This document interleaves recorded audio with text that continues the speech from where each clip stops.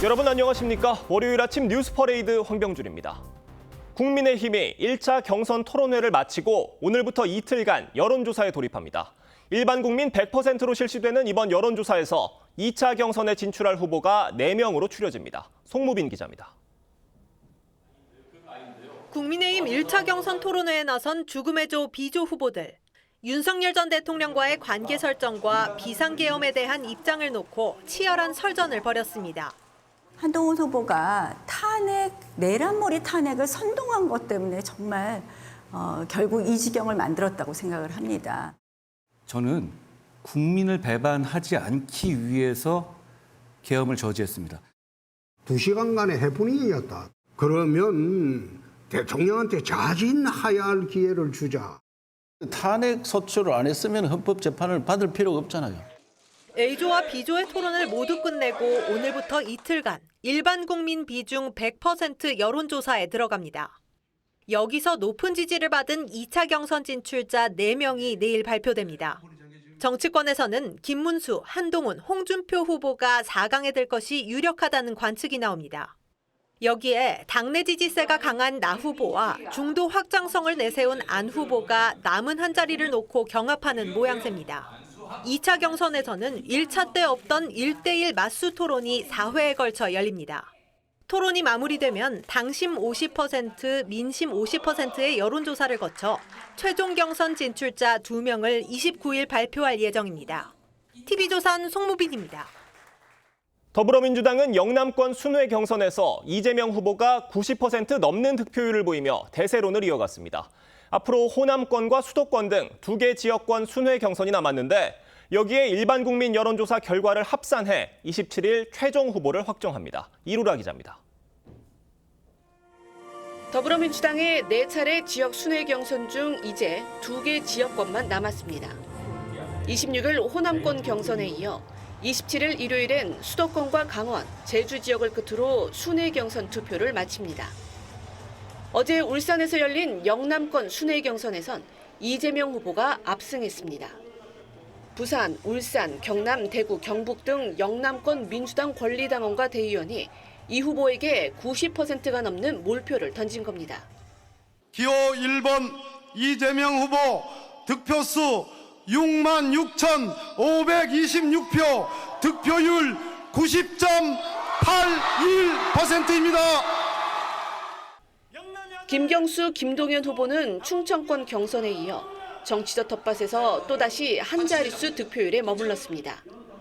이 후보는 전날 88% 득표율을 기록한 충청권 경선 결과에 이어 이틀 연속 압도적 1위로 당내 대세론을 굳히고 있습니다. 88%나 90%나 뭐 그래 큰 차이가 있는 것 같지는 않습니다.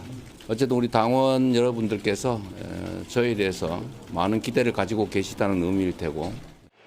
이번 주 중 실시되는 일반 국민 여론조사는 27일 합산돼 발표되는데 이날 과반 득표를 차지한 후보가 나오면 민주당 대선 후보로 곧바로 확정됩니다.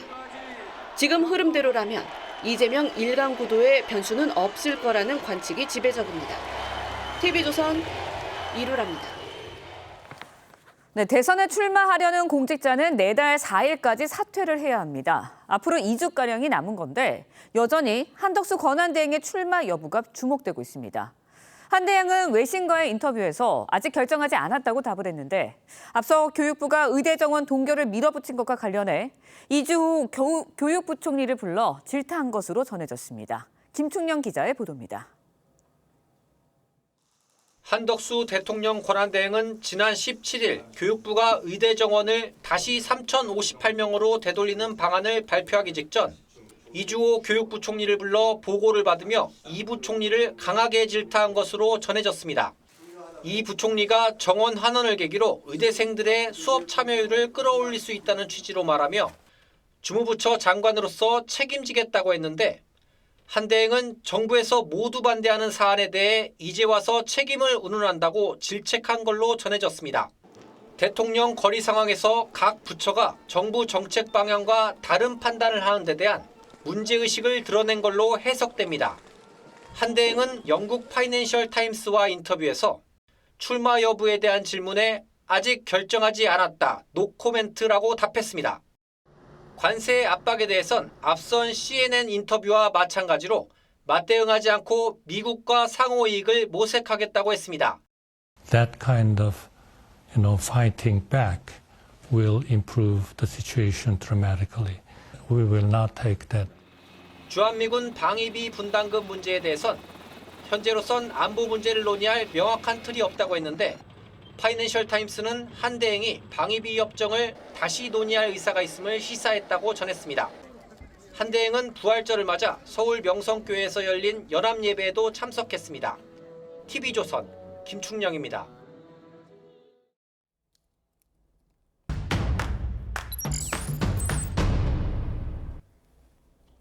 이번 주 정치권 주요 이슈의 맥을 짚어보는 정치뷰 시간입니다. 정치부 한송원 기자 나왔습니다. 안녕하세요. 한 기자, 국민의힘과 더불어민주당 모두 이번 주를 기점으로 본선행 윤곽 뚜렷해질 것 같습니다. 네, 국민의힘 내일 1차 컷오프를 앞두고 있는데요. 오늘과 내일 여론조사를 실시한 뒤에 내일 저녁에 1차 컷오프로 최종 4명의 후보를 발표를 합니다. 그리고 24일부터 26일까지는 4명의 후보들이 맞수 토론, 4인 TV 토론회를 진행을 합니다. 네, 민주당 상황도 좀 볼게요. 민주당의 경우에는 이재명 후보가 큰 변수 없이 1강 체제를 유지하고 있는 것 같아요. 네, 이재명 전 대표 어제 영남권 경선에서 90%가 넘는 압도적 득표율로 1위에 올랐습니다. 지금 민주당은 전국 4개 권역으로 나눠서 순회 경선이 진행이 되고 있는데요. 지금까지 충청권, 영남권이 진행이 됐고 이번 주는 이 호남권 그리고 수도권, 강원, 제주 경선이 진행이 됩니다. 그리고 2차례 토론회가 진행이 되는데요. 23일에는 유튜브 채널에서 토론회가 진행이 되고 25일에는 저희 TV조선에서 토론회가 진행됩니다. 국민의힘은 내일이면은 경선 후보가 4명으로 추려지잖아요. 이 4명 안에 누가 들어갈 것이라고 지금 당 안팎에서 예상이 되고 있습니까? 예, 지금까지 정치권에서는 김문수, 홍준표, 한동훈 후보가 4강에 들 것으로 예측을 하고 있고 마지막 한 장 티켓을 두고는 나경원, 안철수 후보 간 이 경쟁이 뜨겁습니다. 어제 발표된 국민의힘 예비 후보 여론조사를 보면 홍준표, 한동훈, 김문수, 안철수 후보 순이었고요.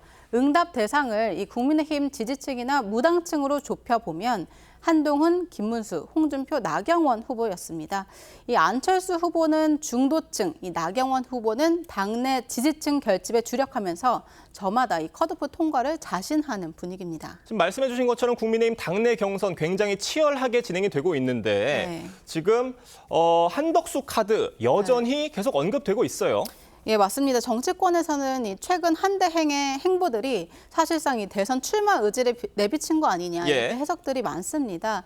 한대행 어제 이 리포트에서도 보신 바시피 외신 파이낸셜 타임즈 인터뷰에서 대통령 선거 출마 여부에는 아직 결정하지 않았다 이렇게 원론적인 답을 하면서도 노코멘트다 이렇게 여지를 남겼습니다. 거듭 답변에 모호한 태도를 보이고 있는 건데요. 또 어제는 부활절을 맞아서 서울 대형 교회를 방문했습니다. 이 교회 대권 주자 등 주요 정치인이 자주 찾는 대선 코스로 알려져 있는 곳입니다. 어쨌든 한대행의 대선 출마 여부에 대해서 트럼프 대통령도 관심을 가졌었다 이런 보도가 나왔었고 지금 외신들도 계속해서 관심을 갖고 있는 거예요. 네, 한대행 이번 주에도 추가로 외신 인터뷰 등을 검토 중인 것으로 알려졌고요. 트럼프 대통령 측과도 긴밀하게 소통을 이어가고 있는 것으로 전해지고 있습니다. 또 하나 눈에 띄는 일정이 있는데요. 이번 주 24일이나 25일에 한미 2+2 통상협의가 진행이 됩니다. 최상목 경제부총리 등이 워싱턴을 방문해 있는데 이때 이 관세와 통상 전반에 대해 미국과 본격 협상에 들어가는 겁니다. 사실 돌이켜보면 한덕수 대망론의 시작은 헌법재판관 2명 임명을 단행하면서부터였잖아요. 네, 맞습니다. 재지명 가능성이 있는 겁니까? 현재까지는 가능성이 크지 않다 이런 분석입니다. 한대행을 잘 아는 관계자 이야기들을 종합해 보면요. 한대행, 입법, 행정, 사법이 모두 이 특정 진영에 쏠리는 것에 우려가 크다 이렇게 전했습니다. 그래서 이 문영배 이미선 재판관 퇴임 전에 균형을 맞추기 위해서 서둘러 후임을 지명했다 이런 해석인데요. 하지만 이 현재 헌법재판소 구도를 살펴보면요. 이 재지명을 하더라도 실익은 제한적인 상황입니다. 문영배, 이미선 재판관이 있을 때는 이 진보 6, 보수 3명 이렇게 구도라는 관측이 많았는데 퇴임 이후에도 이 진보 4명, 보수 3명 이렇게 여전히 구도의 변화가 없다는 겁니다. 헌재 가처분 결정은 이 다수결 원칙에 따라 진행이 되고 있기 때문에 구도를 뒤집는 데는 한계가 있다, 이런 분석입니다. 다만 한대행이 이 상황에서 출마를 하려면 움직일 수 있는 시간이 많지 않은 것 같아요. 어떻습니까? 네, 공직 후보자가 대선에 출마하려면요, 법적으로 5월 4일까지는 직을 내려놔야 합니다. 한대행 여론조사 추이를 예의주시하면서 출마 여부를 저울질하고 있는 것으로 파악됐습니다. 마침 국민의힘 대선 최종 후보 선출도 5월 3일로 예정돼 있는 상태입니다. 네, 한대행이 본격 등판을 한다면 국민의힘 분위기도 크게 요동칠 수 있을 것 같아요. 예, 이 한대행을 지지하는 의원들 일부 이렇게 말했습니다. 일단 국민의힘 경선이 끝날 때까지는 당 밖에 있는 후보에 대한 언급은 삼가자, 이런 암묵적인 기류가 있는 것이 사실입니다. 우선 내일 1차 컷오프 이후로 의원들의 움직임 보다 명확해질 가능성이 크고요. 이후에 한대행이 출마를 결심하면 기존 후보 지지에 머뭇거렸던 의원들도 빠르게 움직일 가능성이 있어서 이 당내 지형에 영향을 줄 가능성 분명해 보입니다. 네, 컷오프 이후의 상황을 잘 지켜봐야겠네요. 한 기자 잘 들었습니다. 윤석열 대통령의 내란 우두머리 혐의 2번째 형사 재판이 오늘 열립니다. 재판부가 언론사의 영상과 사진 촬영을 허가하면서 피고인석에 앉은 윤 전 대통령의 모습이 공개될 예정입니다. 서울중앙지법에 나가 있는 취재기자 연결하겠습니다. 류태영 기자, 윤 전 대통령 출석을 앞두고 있는데 현장 상황 어떻습니까? 네, 법원 종합청사는 등록된 차량 외에는 출입을 통제하는 등 청사 출입 조치를 강화한 상황입니다. 윤 전 대통령은 지난 2차 공판기일 때 이 길을 통해 지하주차장으로 바로 들어갔는데 오늘도 마찬가지로 이 길을 통해 바로 지하주차장으로 들어갈 전망입니다. 오늘 2차 공판기일에선 피고인석에 앉은 윤 전 대통령의 모습이 공개됩니다. 17일 재판부가 영상과 사진 촬영을 허가하면서 재판 시작 전까지 윤 전 대통령의 모습이 언론에 공개됩니다. 다만 생중계는 허용하지 않습니다. 오늘 재판에선 조성현 수방사 경비단장과 김영기 특전제대장에 대한 증인신문이 진행됩니다. 앞서 첫 기일 땐 검찰의 주신문만 이뤄진 채 공판을 마쳤는데 오늘은 윤 전 대통령 측의 반대 신문이 이어집니다. 헌재 탄핵심판과 형사재판 첫 공판기일에서 조 단장은 의원을 끌어내란 지시가 있었다고 진술했는데 윤 전 대통령 측은 누가 누구를 끌어내라고 했는지 집중적으로 캐물을 전망입니다. 윤 전 대통령의 직접 발언 여부도 주목됩니다. 앞서 첫 공판기일에서 윤 전 대통령은 모두 진술에서 82분을 포함해 93분간 자신의 혐의를 직접 반박했습니다. 재판에 앞서 윤 전 대통령 대리인단은 윤 전 대통령이 직접 증인신문은 하지 않을 것이라고 밝혔는데 상황에 따라 진술할 가능성은 남아있다고 여지를 남겼습니다. 서울중앙지법에서 TV조선 류태영입니다.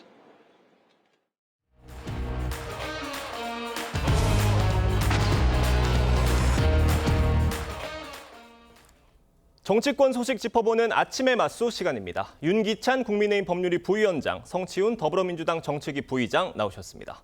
안녕하세요. 국민의힘은 주말 동안 대선 경선 후보자 토론회를 마무리했습니다. 일명 죽음의 조라 불린 비조 토론회에선 계엄과 탄핵을 놓고 난타전이 벌어졌습니다. 영상으로 보겠습니다. 한동훈 후보가 내란머리 탄핵을 선동한 것 때문에 결국 이 지경을 만들었다고 생각을 합니다.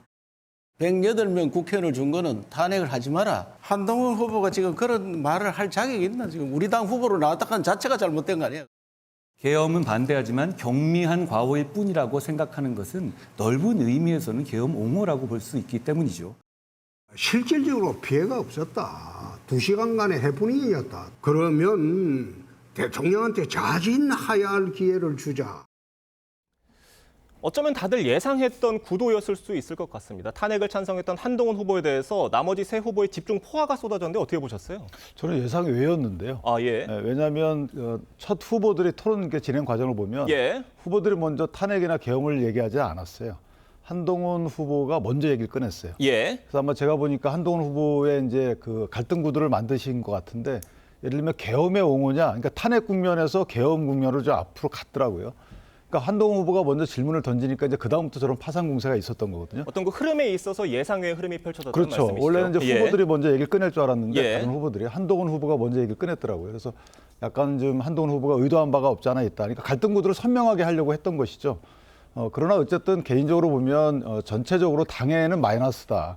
이게 이제 계엄 옹호냐, 뭐 탄핵 옹호냐, 탄핵 찬성이냐 반대냐라고 하는 것은 이미 지나간 것이고 앞으로 이것을 어떻게 극복해서 우리가 정권을 유지하느냐의 문제, 뺏기지 않느냐의 문제인데 다소 좀 마이너스적인 토론이 아니었나 개인적으로 그렇게 생각합니다. A조 토론회, 그러니까 B조가 죽음의 조로 불린 반면에 A조의 경우에는 좀 뭐 어떤 흥행이 좀 덜할 것이다 이런 예측이 있었지만 그와 달리 어떤 김문수 후보와 탄핵을 찬성했던 후보들 간의 어떤 설전들도 굉장히 볼만했습니다. 어떠셨어요? 그 A조도 마찬가지로 안철수 후보가 먼저 이 탄핵과 관련된 이슈를 꺼냈고 그렇게 된 이유가 저는 양쪽 다 A조, B조 다 마찬가지라고 생각합니다. 뭐냐면은 탄핵에 반대했던 분들이 조기 대선 국면으로 넘어간 이후에 본인들의 입장이 약간 톤 다운돼 있었거든요. 그러면서 약간 왜냐하면 아무래도 본선을 정말 생각한다면 중도층의 확장성도 보여줘야 되고 그렇다면 좀 강성한 목소리보다는 유연한 모습을 보여줘야 되기 때문에 탄핵에 관련돼서도 조금 이전과는 다른 모습을 좀 보여줬었습니다. 그렇기 때문에 아마도 경선 토론 과정에서 안철수 후보라든지 한동훈 후보 등이 탄핵에 반대했던 분들의 입장을 다시 재확인하려는 그러면서 본인들의 차별성을 좀 부각시키려는 그런 전략으로 좀 봤고요. 그렇기 때문에 김문수 후보도 역시 어쩔 수 없이 탄핵 반대 입장을 다시 재확인하면서 민주당 때문에 어쩔 수 없던 것이다. 민주당이 사실상 탄핵을 유도했다라는 과거의 발언을 다시 되풀이할 수밖에 없었던 것 같습니다. 홍준표 후보가 한동훈 후보에게 키높이 구두 질문을 꺼내들면서 인신 공격성 질문이다 이런 비판이 일고 있는데 이 질문은 좀 어떻게 들으셨습니까? 저건 정말 맥락 없는 질문이었거든요. 제가 토론 프로그램을 다 봤는데 저 질문을 왜 했는지 이해가 안 되는 부분이고 저 부분이 글쎄 유권자들의 관심 사항도 아니고 토론회에서 후보자가 꺼낼 만큼 그런 품격 있는 질문도 아니었어요. 저 부분은 글쎄 홍준표 후보답지 않은 질문이었고 상당히 이게 토론회 과정을 좀 시시하게 만드는, 유치하게 만드는 그런 질문이었다는 생각이 듭니다. 그리고 하나 더 보태면 사실은 이제 저희 당 후보들끼리 공방에서 탄핵 찬반은 할 수 있어요. 그런데 계엄을 옹호했다는 사람은 우리 당에 별로 없어요. 이 계엄이 부적절했다라고 다들 평가하고 다만 탄핵의 경우에는 이제 어떤 전략적인 판단을 해야 된다는 취지였는데 마치 우리 당이 계엄을 옹호한 것처럼 발언하는 분의 입장도 저는 도저히 이해가 하기가 어려워요. 이 당 전체가 마치 민주당의 시각으로 민주당이 그러는 거 아니겠어요? 지금 계엄을 옹호한 정당이라고 하는데 국내심은 계엄을 옹호한 정당이 아닙니다. 뭐 불가피했다. 그러니까 그 배경적 사실이 있다는 그런 사실에 대해서는 인정을 하지만 계엄이 부적절했다고 하는 정당에 대해서 스스로 계엄을 옹호한 정당 아니냐, 옹호한 것 아니냐 이런 식의 멘트는 저는 상당히 부적절하다. 그러니까 홍준표 시장이 저 질문을 한 거는 본인을 지지하는 어떤 커뮤니티에서 이런 질문들이 나왔다라는 얘기를 꺼내면서 이제 한동훈 후보에게 그런 질문을 한 건데 뭐 또 어떤 보정 속옷 그 질문 얘기를 꺼내면서 그분에 대해서 난 질문하지 않겠다라고 또 말을 아꼈습니다. 이런 상황 어떻게 보셨어요? 사실상 질문을 한 거죠. 그리고 한동훈 후보 역시 유치하시네요라고 답변을 했고요. 그러니까 상대방이 뭐 확인되지 않은 그리고 좀 어떻게 보면은 신체적 컴플렉스일 수도 있는 문제에 대해서 지적을 하는 것. 저는 사실 토론회 처음부터 뭔가 홍준표 후보와 한동훈 후보가 좀 약간은 훈훈한 모습도 연출하지 않았습니까? 뭐 선배님 이러면서 그런 모습을 연출했으면서 그리고 홍준표 후보도 뭐 약간 그렇게 나도 좋게 봤다라는 이미지를 좀 구축해 가다가 갑자기 그 질문, 말씀하신 그 인신공격성 질문으로 인해서 토론의 수준을 아주 낮췄다, 아주 질 낮은 토론으로 만들었다고 저는 생각합니다. 물론 뭐 다른 커뮤니티의 말을 뭐 전한다라는 식으로 얘기를 했습니다만 결국 토론회에서 이야기하는 거는 그 사람의 입으로 나왔기 때문에 그 사람이 질문하는 겁니다. 그렇기 때문에 저는 그 말에 대한 책임은 오롯이 홍준표 후보에게 있다고 보고요. 본인이 선배로서, 정치 선배로서 조금 수준 높은 질문, 뭔가 왜 보수 진영이 이렇게 지금 질이 멸렬한지에 대한 분석이나 이런 것들을 내놓지 못할 망정 인신공격성 질문을 했다는 것은 저는 매우 안 좋은 행태를 보였다라고 평가합니다. 네, 알겠습니다.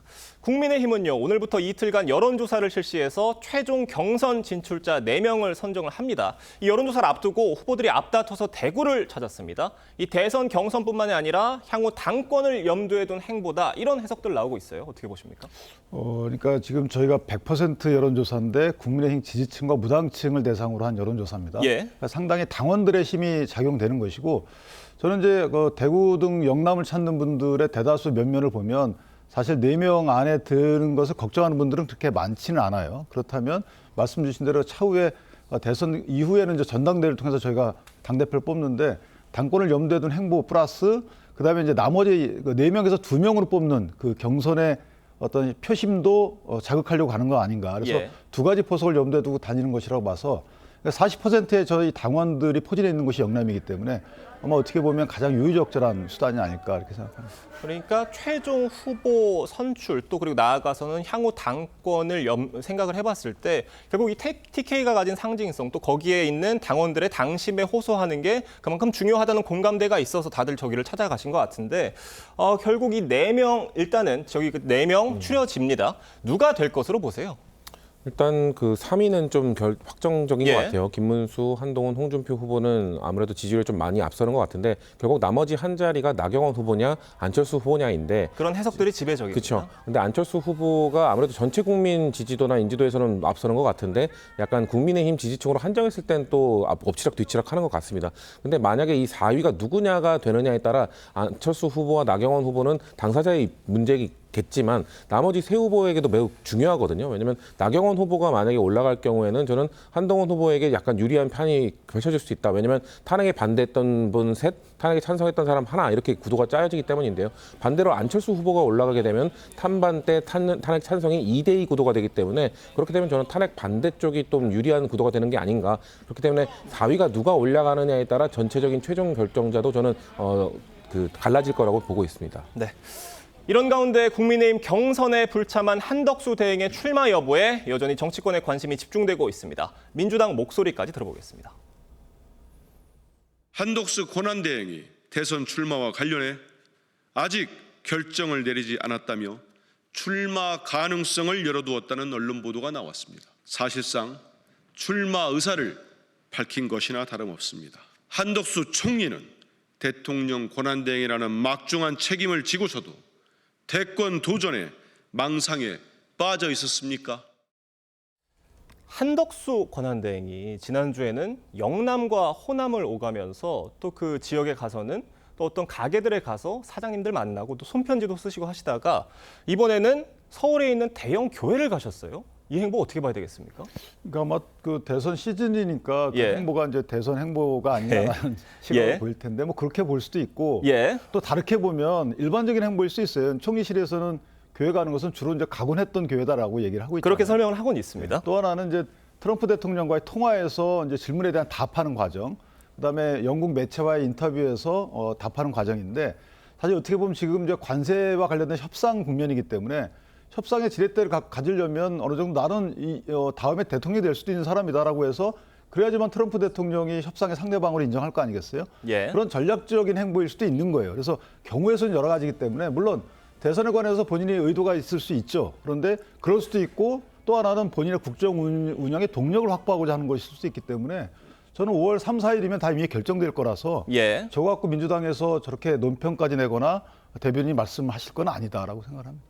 지금 그러니까 한덕수 권한대행이 외신 인터뷰에서 굉장히 모호한 답변을 내놓았고 또 자신의 일거수일투족이 굉장히 언론의 집중을 받고 있다는 그 상황을 당연히 알고 있을 텐데 서울의 대형 교회를 찾았어요. 어떻게 보셨습니까?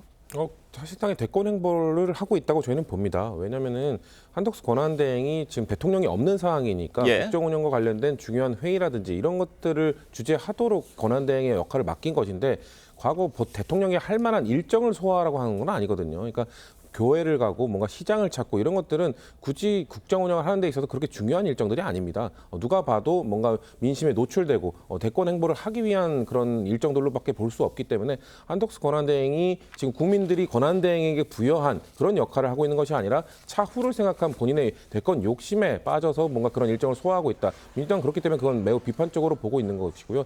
뭐 전략적 모호성, 뭔가 통상 외교 전문가이기 때문에 그렇게 모호한 스탠스를 취하는 것에 익숙할지는 모르겠으나 저는 대한민국 대통령이라면은 그런 모호한 입장이 아니라 대한민국 대통령을 꿈꾸는 사람이라면은 명확하게 본인이 무슨 고민에 의해서 출마를 하겠다는 그런 본인의 마음을 국민들에게 설명을 해드려야지 계속해서 이렇게 모호한 스탠스로 가다가는 국민들의 선택을 절대 받을 수 없다라는 말씀을 저희는 드리고 싶습니다. 요새 계속해서 나오는 질문이긴 한데 민주당에서는 한덕수 대행 재탄핵에 대해서는 지금 상황은 어떻습니까? 사실 그 초반부터도 초선 의원들은 매우 강하게 해야 된다고 했습니다만 지도부에서는 전략적으로 좀 선을 그었기 때문에 저는 그 스탠스가 계속 유지될 거라고 보고 있습니다.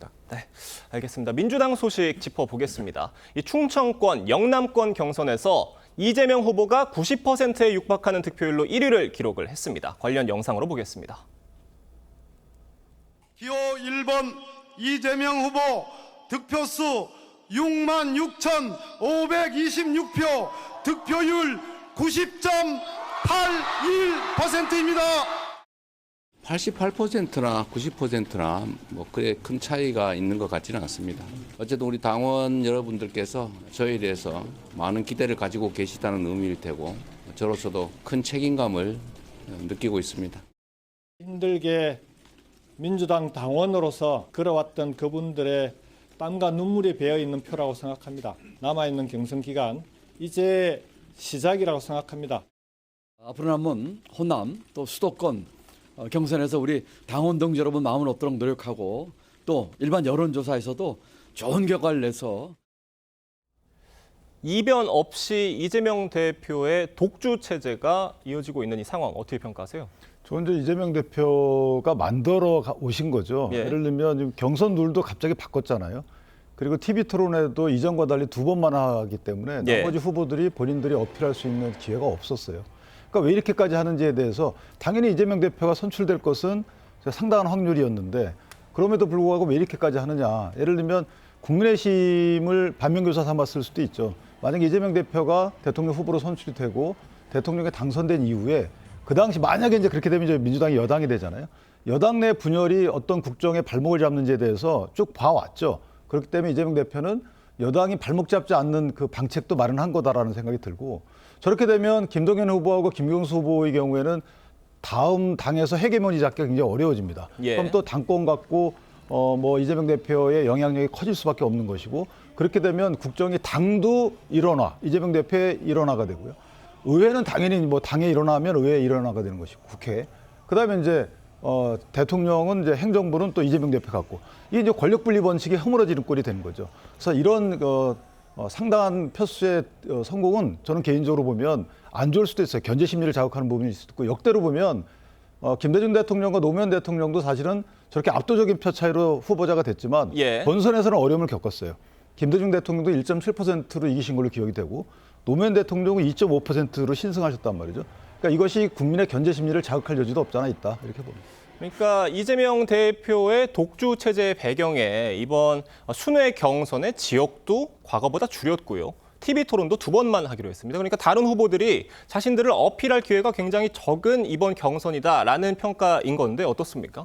사실 룰도 그렇고 방식도 그렇고 아쉬운 부분은 많습니다. 왜냐하면 TV 토론을 늘린다고 해서 그리고 지역 경선을 좀 더 쪼개서 많은 횟수로 늘린다고 해서 이재명 후보에게 절대 불리한 게 없거든요. 어떤 방식으로 하든 이재명 후보가 압도적 지지를 받을 것은 다 예측할 수 있는 일이었습니다. 그렇기 때문에 다른 두 후보가 이 주장을 했던 조금 더 다양한 목소리, 조금 더 많은 토론을 하고 싶다라는 그런 방식들을 저는 받아들여줬으면 좋겠다라는 아쉬움이 있기 때문에 말씀하신 것처럼 지금 민주당을 지지하지만 아직까지 이재명 후보나 우려를 갖고 계신 분들 여전히 조금 존재하거든요.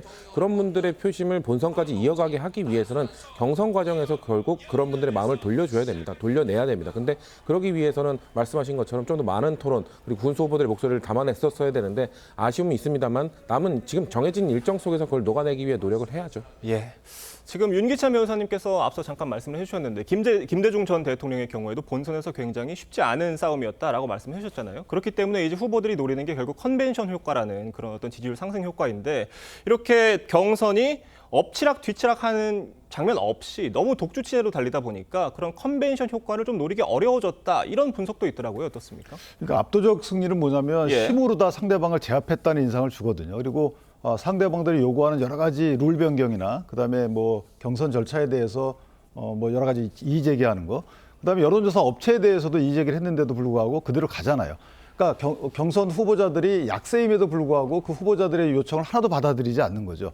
그렇게 되면 그 해당 경선 후보자를 지지했던 분들은 사실은 이제 투표장으로 안 나갈 가능성이 커진 거고 그것은 컨벤션 효과를 떠나서 당내 결속은 강화되는데 당내에서조차 투표율이 떨어질 가능성이 있는 거죠. 그래서 이번에 이후에 이제 발표될 여론조사 결과를 봐야 알겠지만 어쨌든 이재명 대표나 민주당 입장에서 보면 그 부분을 걱정해야 될 부분이 아닌가 이렇게 생각이 듭니다. 결국 이런 본선에서의 이재명 대표 독주 체제가, 경선에서의 독주 체제가 결국 본선에선 독이 될 거다, 이런 우려들이거든요. 어떻습니까?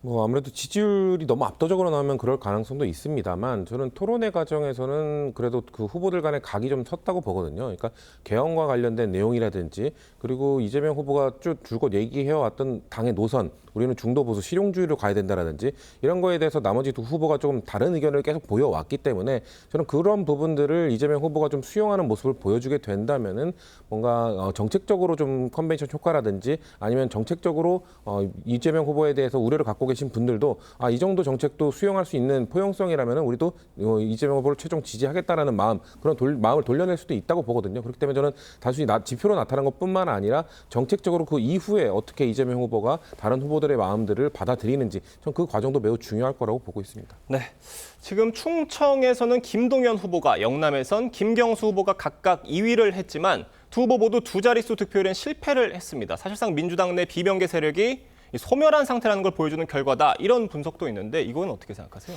그러니까 이재명 대표를 견제할 수 있는, 이재명 대표가 모든 게 옳은 게 아니잖아요. 그리고 당내에서 치열한 견제와 토론과 뭐 합의, 이런 과정을 통해서 이게 걸러지는 건데, 이게 정당의 자정 기능이거든요.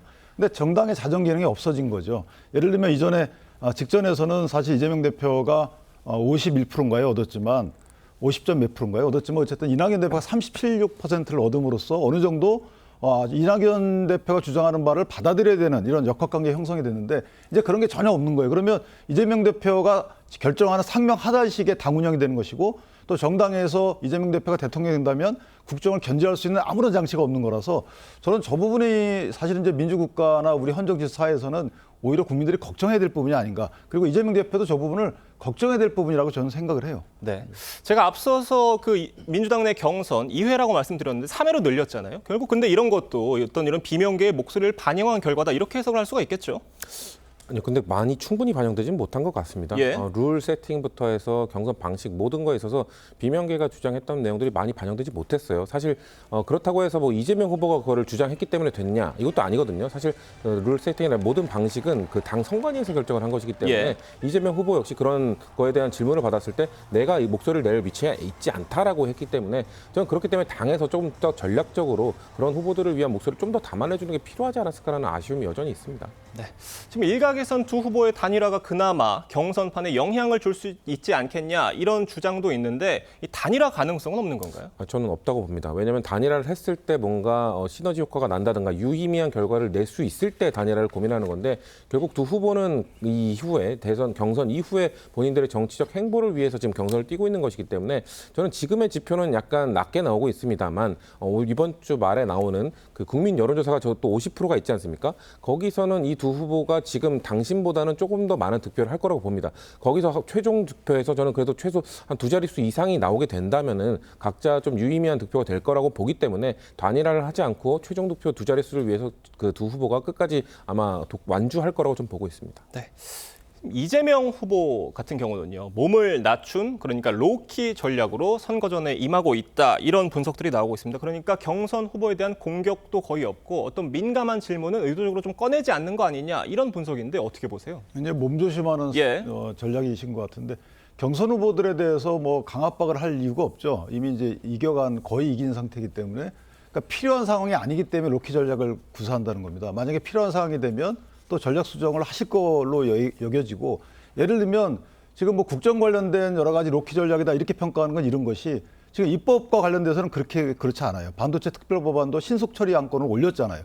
그러니까 그렇게 국내심에서 반대하고 민주당에서 일부 또 다른 이견이 나오는 법안임에도 불구하고 그렇게 가고 계시고, 그러니까 여러 법령에 대해서 태도를 보면 이재명 대표가 아직 국정 기조를 바꾼 것이 아니다. 뭐 공약은 여러 가지 내시고 있고 인터뷰에서 여러 말씀을 하고 계시지만, 그 성장 전략이나 뭐 대미 외교 이런 측면에서의 기조 변경은 아직까지는 아니다. 왜냐하면 법안에 대한 태도가 그렇지 않거든요. 그래서 그것은 이제 민주당의 전체적인 입장을 보고 이재명 대표가 나중에 솔직히 대통령 돼서 어떤 행동을 하실지 저희는 아직 잘 모르겠어요. 네, 알겠습니다. 오늘 두 분 말씀은 여기까지 듣도록 하겠습니다. 감사합니다.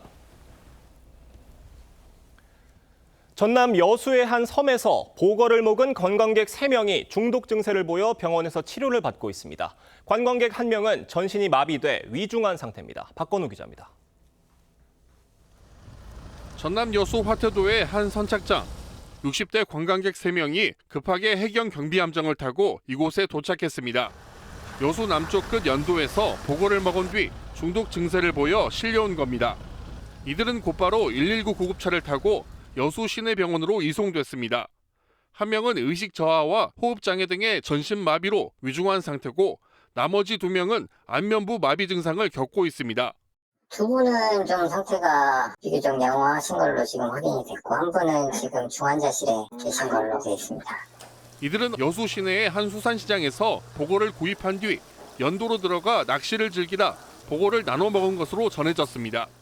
보고에는 테트로도톡신이라는 강력한 신경독이 있어 전문가의 손질을 거쳐 먹어야만 합니다. 테트로도톡신은 청산가리로 잘 알려진 사이아나칼륨의 독성보다 5에서 13배 강한 맹독으로 주로 보고에 혈액과 내장, 알 등에 들어 있습니다. 피 내장만 뺀다고 해서 될 거 아니고 이제 몇 시간을 물에 깨끗이 깎고 몇 번 흔들어내고 담가놔야지.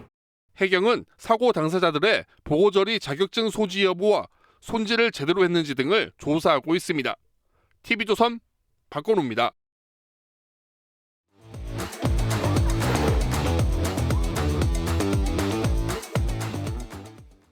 화제가 된 사건 사고 소식 짚어보는 아침의 이슈 시간입니다. 네, 조기현 변호사, 하민경 변호사와 함께 자세한 이야기 나눠보도록 하겠습니다. 안녕하세요. 안녕하세요.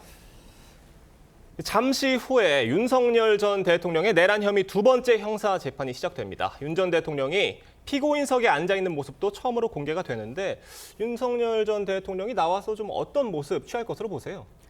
사실 지난번에는 1차 공판 기일 때는 예. 이제 법정에 촬영이 불허가 됐는데 예. 이번에는 이제 처음으로 이제 법정에서 사진 촬영이 가능하고 영상으로도 이제 공개가 됩니다. 네. 아마 이 모습을 바라보는 국민들께서는 이제 대통령도 이렇게 이제 끝이 날 수 있다라는 그런 실망감 아마 좀 제일 느끼시지 않을까 싶고요. 또 윤석열 대통령을 지지하던 분들과 또 이제 반대하던 그런 분들의 그런 갈등이라든지 이런 정치적인 분열이 조금 더 심화되지 않을까 이런 우려도 있습니다. 그리고 또 외신에서도 또 대대적으로 이제 또 보도를 할 거기 때문에 아마 국격이 또 추락되는 그런 문제라든지 국민들이 또 느끼실 그런 또 자존감의 그런 문제라든지 여러 가지 문제가 있을 것 같고요. 또 한편으로는 우리나라 민주주의가 이만큼 발전했다 이렇게 느끼시는 분들도 계실 거라고 생각이 듭니다. 네, 법정 촬영은 허용이 됐지만요. 법원에서 이제 윤 전 대통령에게 지하 주차장을 통한 출입은 허락을 했어요. 그렇다 보니까 특혜 논란이 완전히 수그러들지는 않은 상황이거든요. 예, 전례 없는 일이 계속되고 있죠. 시작은 구속 취소부터였습니다.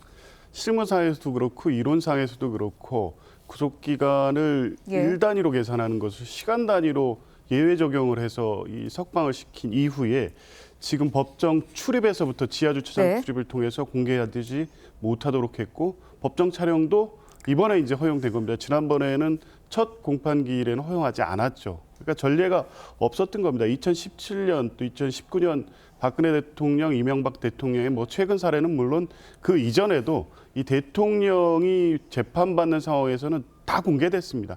왜냐하면 대통령의 범죄 행위를 공개하는 것은 국민적으로 이 사법권에 대한 신뢰를 회복하는데 반드시 필요하기 때문에 공공의 이익에 부합하기 때문에 그런 결정을 한 것인데 서울고등법원장의 어떤 결정에 의해서 그 출입도 이번에 지하통로 출입이 됐는데요. 지기현 재판부 또 법원의 이런 태도를 이해할 수 없다는 지금 비판이 나올 수밖에 없는 것이고요. 이후에 재판 공개라든지 왜 윤석열 피고인에게만 이런 그 예외와 특혜가 적용되는지에 대해서 법원이 좀 명확한 입장을 내놓을 필요가 있습니다. 예.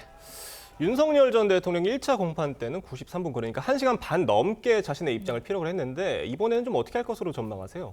지난번에는 이제 변론 준비기일 뒤에 있는 첫 공판이기 때문에 윤석열 대통령이 좀 말씀을 많이 하신 것으로 보이고 또 그때 재판 때는 이제 검찰 측의 증인들이 나와서 이제 증언을 했습니다. 그런데 아마 윤석열 대통령이 보기에는 저게 거짓말이다 이런 얘기 생각이 들기 때문에 아마 재판에 좀 끼어들어서 말씀을 좀 많이 하신 게 아닌가 이런 생각이 드는데 오늘 재판에서는 반대 신문을 합니다. 반대 신문이라는 것은 검찰 측 증인이 지난번에 나와서 이제 증언을 계속 했다라고 한다면 예. 변호인 측에서 이제 반대 신문을 하는 것이기 때문에 윤석열 대통령이 많은 말을 한다라기보다 윤석열 대통령 측의 이제 변호인들이 준비된 이제 반대 신문을 할 것으로 보이고, 다만 말을 하는 중에 조금 이제 사실과 다르다 예. 이런 부분이 있다라면 당사자기 때문에 윤석열 대통령이 변호인을 통해서 좀 얘기를 하지 않을까, 네, 이런 예상을 합니다. 네.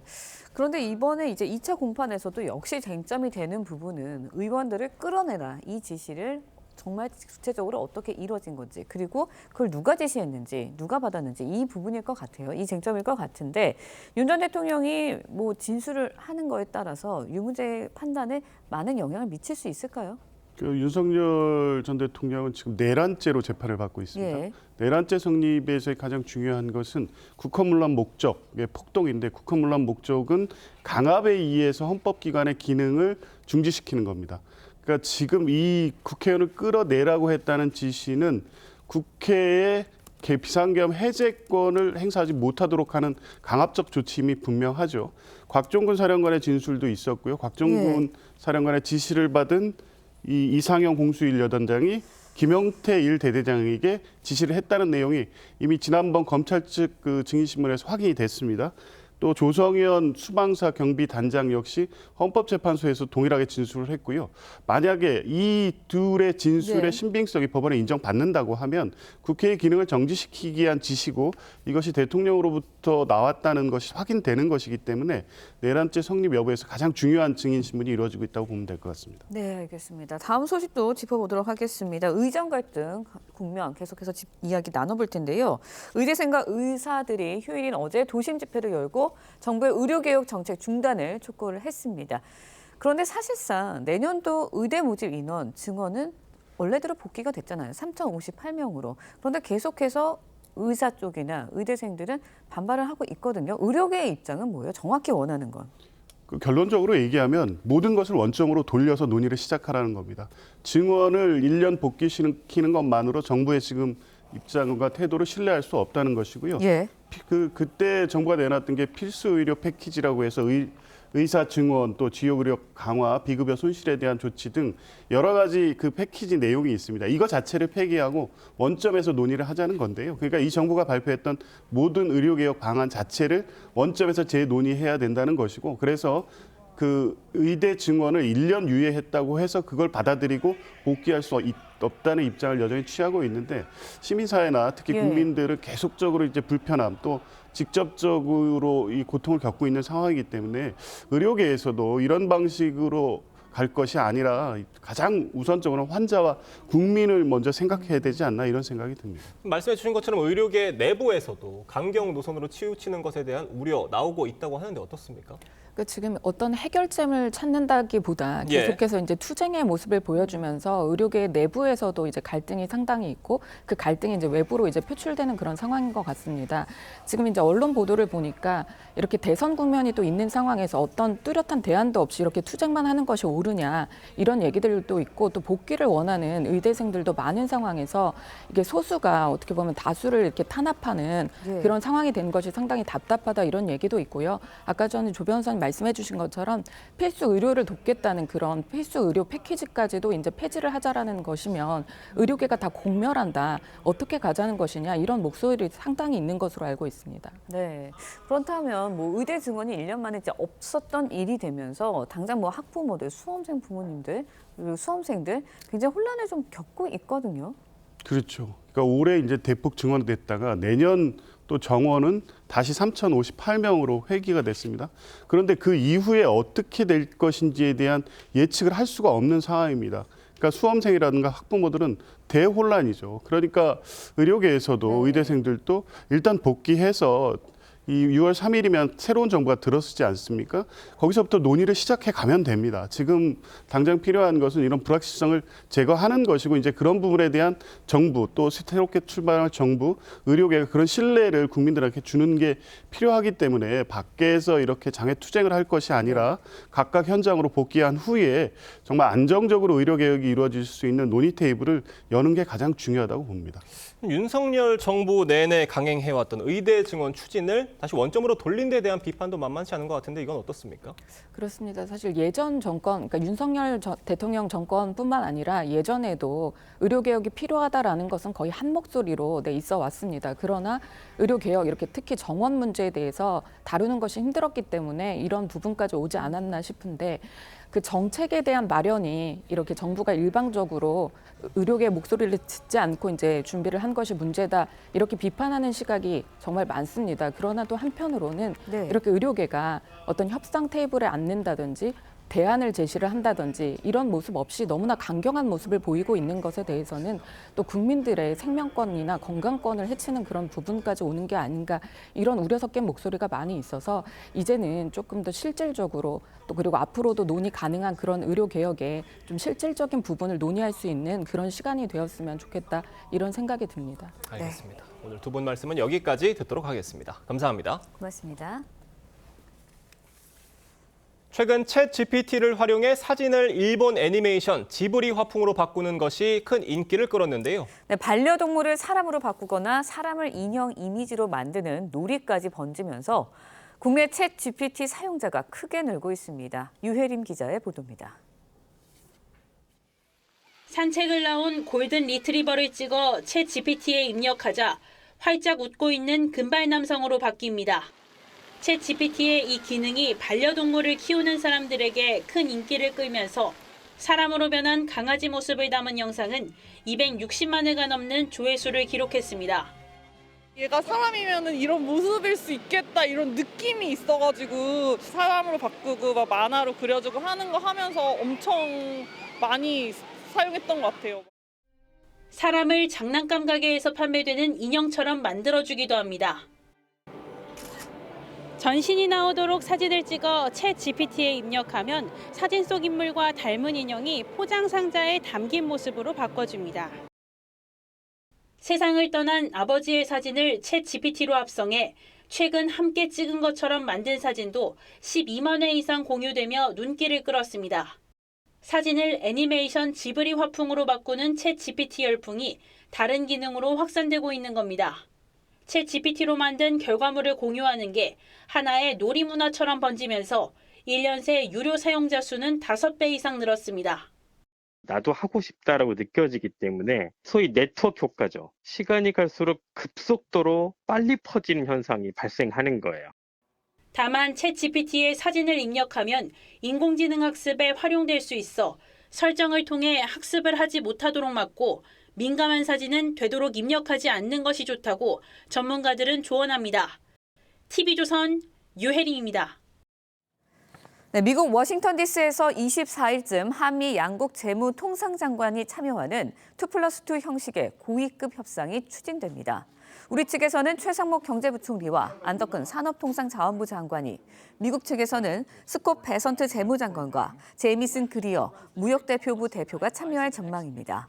우리 정부는 트럼프 정부가 예고한 상호 관세와 자동차, 철강, 반도체 등 품목별 관세 부담을 최소화하는 것을 목표로 협상에 나설 계획입니다.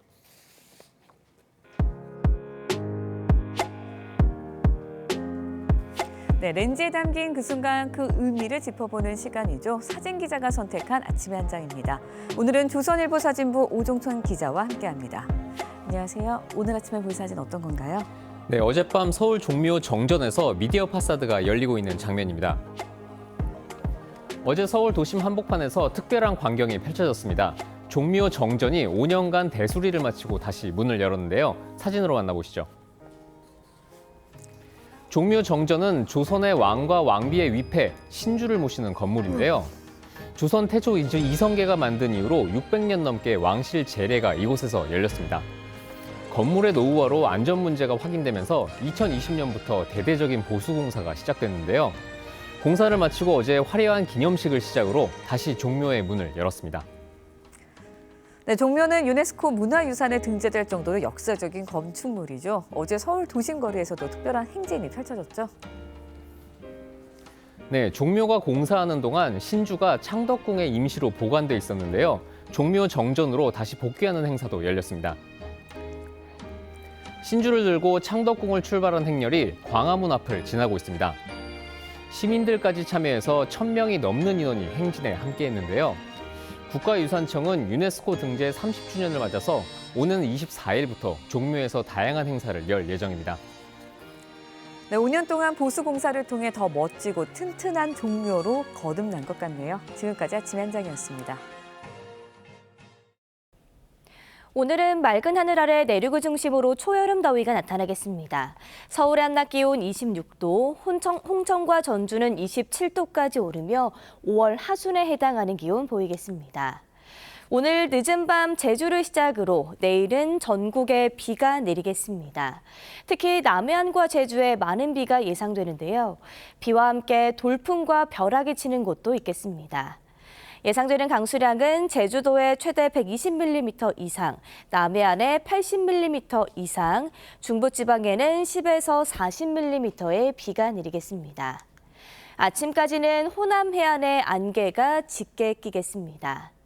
한낮 기온은 대부분 지역에서 평년보다 5도 이상 높겠는데요. 서울과 춘천 26도, 영남 지방은 20도 안팎의 기온 보이겠습니다. 내일 비가 내리며 때이른 고온 현상은 누그러지겠습니다. 이후 한 주간 대체로 맑은 날씨가 이어지겠습니다. 오늘의 날씨 이나일입니다. 이상으로 월요일 뉴스 퍼레이드 마칩니다. 네, 저희는 내일 아침 7시 30분에 다시 찾아뵙겠습니다. 시청해주신 여러분 고맙습니다.